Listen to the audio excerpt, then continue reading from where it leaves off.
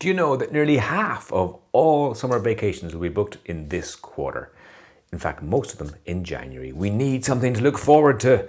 And that's what this episode's all about. It's the psychology and neuroscience of anticipation and how you can use it in your brand and business to dissolve fear and uncertainty and unleash customer spending. Let's do it.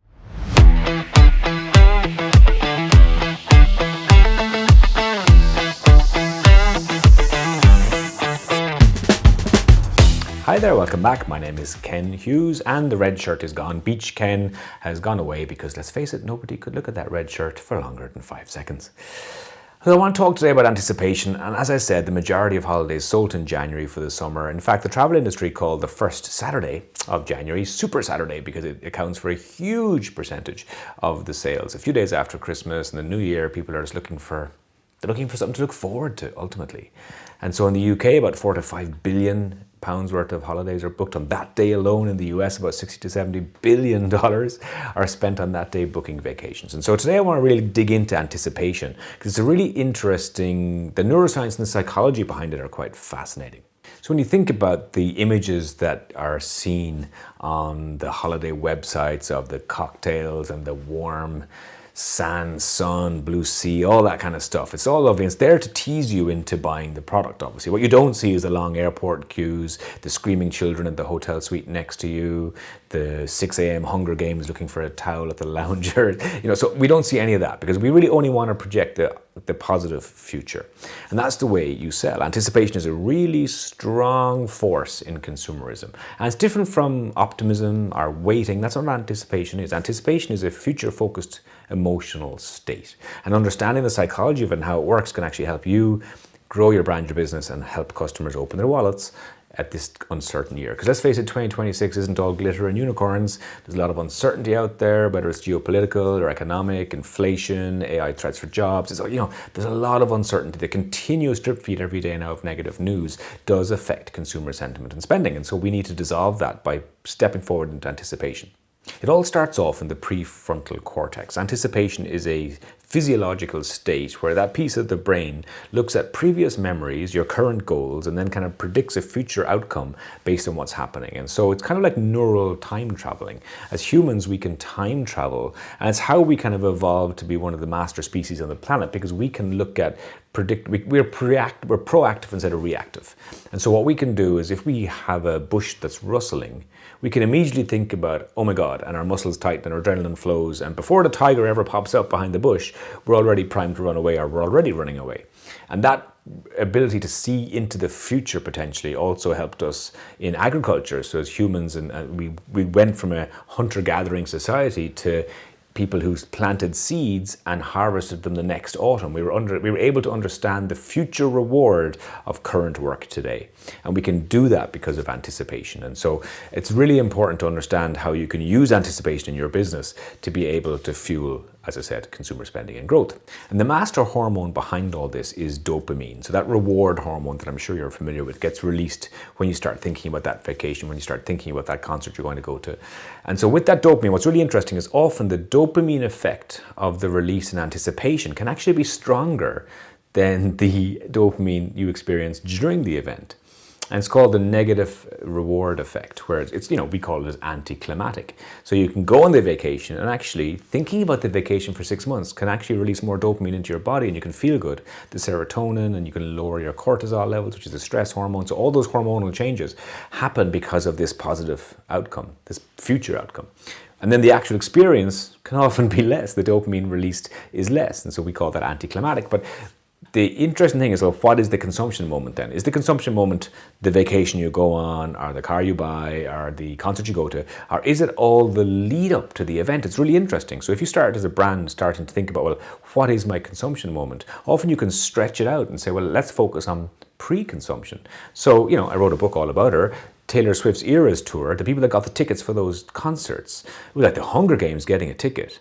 And the concert experience, the 3.5 hours were amazing for them. But actually what was even more enjoyable was the 6 months or the 8 months waiting for the concert and planning the costume and making the friendship bracelets, and the build up to it, the anticipation of it is actually nearly even stronger. And Taylor Swift has always understood this. And if you look at every album she launches, every documentary she launches, the movie she launched, her pre-product game is amazing. She whips up her fans into a frenzy of anticipation, lots of gamification, lots of Easter eggs and hidden clues in what she's saying and doing on social media. And so she's able to use and leverage anticipation to increase spend, to increase product engagement at the time. And I think you need to really look at that as well. And it's why sometimes, coming soon is better than buy now. And Netflix are really good at this, actually, aren't they? They kind of always tell you what's coming next, what's coming next. And it's the anticipation of what's about to drop, what I'm about to see next week, that actually fuels maybe the consumption on the day. Now, anticipation is fantastic, but of course it has a dark side, its dark twin, which is uncertainty and fear. And uncertainty and fear does all the opposite things. And there's a difference now between risk, by the way, and uncertainty, because risk is considered. You can consider the risk, you can judge the risk, you can maybe kind of predict an outcome, whereas uncertainty is a far worse state. Uncertainty is very kind of shaky foundations, and that's where we're in today, really, as a society, with the geopolitical unrest. Will there be a global recession? Inflation, people are holding their breath.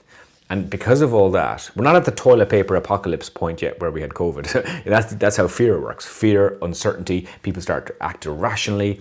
But in behavioral economics, what happens mainly is that we change our spend from aspirational spend, which is generally impulse and luxury goods and vacation, to quite reassured spend, safe spend. And that's dangerous for general economic health and consumer spending, and maybe dangerous for your brand and business too. Now, what's interesting about 2026 is that it's kind of a psychologically heavy year already. And there's an ambient anxiety. So it's not like kind of really terrible fear, but there's an underlying anxiety to it. And so therefore what your body does is goes into threat mode. Quite subconscious, but it goes into threat mode. And in threat mode, then you're making unconscious decisions. And so you're less likely to do things that are riskier. So you lean into safety. And so you're not going to consider new brands, you're going to buy the brands you already bought. You're not going to spend more than you maybe should. And so all those things restrict potential spending. So there are three things that you can do in your brand and business to dial up that uncertainty and to dial down the fear and anxiety. And the first one is to turn your transactions into timelines. Give the future some certainty. Let people know what's going to happen. And Domino's do a great job with this, actually. If you ever order a pizza on the Domino's app, it tells you, okay, your pizza is in line to be made, it's baking, it's getting quality checked, it's out with your driver. Oh, look, here's your driver, he's nearly there. And so it's keeping you updated at all times. And what's happening every time you get a little bing on the message on the app of the next stage, that little bit of dopamine is released in your brain saying, oh, my pizza's coming, my pizza's coming. And so you're actually consuming the product before it ever arrives. So think about how you can give your customer more visibility of the process and let them know what's happening at every stage. Again, that old adage, information is power. And so try and dissolve that fear and uncertainty piece by just keeping them informed. The second one you can do is sell the build-up. And so really you have to focus on the future here and focus on the anticipation. And one brand that does this really well is Airbnb. So when you go onto Airbnb, all you're doing is booking a location, an apartment, but you're looking at the photos, and then very quickly you're talking to the host and you're messaging about the area, and then the experiences they have online also on the app allow you to book a cooking class and book a walking tour of the town, and so all those things are allowing you to kind of consume the apartment, the product, before you ever arrive there. And so what they're doing is they're teasing you, they're focusing on the build-up. And I think not enough brands and businesses look at that. They all look at the product itself, maybe even they focus on the post-purchase, but they never focus on the pre-purchase. And the pre-purchase, the build-up, the more you can do there, the more dopamine is released, the more serotonin is released, the happier people are. And therefore, once those emotional hormones are flowing, hormones aren't just for puberty, they attach. Their emotional bonding happens through hormonal release. And so if you've got serotonin and dopamine flowing related to your brand, related to the product they're about to consume with your brand, then you've got an emotional state and a future foundation for loyalty. And the third thing you want to think about is offering controlled choice in a relatively unstable world.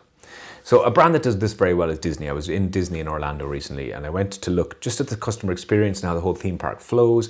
And what the Disney app is really good at is helping you kind of control your day in the park. So when you arrive, you can open up that app and you can book your rides, you can know what time you're going to be at the rides and avoid the queues, you can book your lunch, you can book your shows, and so it gives you control as the user. So instead of spending your whole day queuing in an uncertain environment, how many rides are we going to go to, and are we going to get on their favorite ride that we like, and they give you control. And by giving you control, they make you relax, and again, dissolves the cortisol of the stress. Otherwise, you would have a whole day of cortisol in queues, and that's a negative emotional bond to the brand. And so try and think about how you can give your user, your customer, as much control as they can have to create a positive environment. So those three things, if you action those, you start to build up anticipation, to squash down that fear and uncertainty, and you make your customer happier related to your brand, which is the point.